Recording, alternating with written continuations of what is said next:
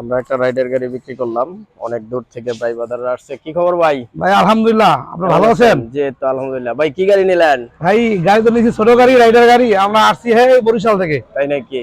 আপনার ভিডিও মাঝে মাঝে দেখা হয়। আচ্ছা, হ্যাঁ আচ্ছা। দেখি তো মোটামুটি ঢাকার চেয়ে আপনার এখানে অনেক সুযোগ সুবিধা পাইছি বিধায় আপনার কাছে আসছি। এটা বিষয়টা হচ্ছে কাগজপাতি পাবেন 100% জেনুইন, আর যাই থাক। আর গাড়ি নিলেন কোনটা? এটা রাইডার। জি জি রাইডার নিয়েছি। আপনি এটা হচ্ছে 24 এর মডেল, একদম ফ্রেশ নিউ কন্ডিশনের গাড়িটা ছিল।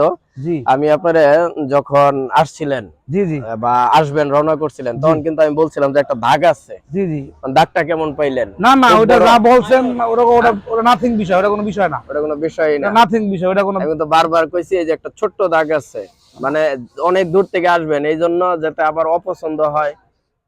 আপনি যেভাবে বলছেন যাক, তার চেয়ে আরো 100 গুণ বেশি পাইছি আমরা, যাক, বুঝছেন? আলহামদুলিল্লাহ। বড় ভাই খুশি তো নাকি? জান দেখি ওদিকে যাই, একটা ডেলিভারি নেই। জি হ্যাঁ বড় ভাই। ভাই এখানে সব বাইক যেমন ফ্রেশ, জি ভাইও ফ্রেশ মানুষ, জিনিস দাম কম। ভাইয়ের মনটাও ফ্রেশ, ঠিক আছে। কম গ্রামের মানুষ, আমরা বিক্রি করবো কই? এই যে ধরুন, আসেন ভাই ভাই ভাই ভাই। না গাড়িটা ভালো, 24 এর মডেল।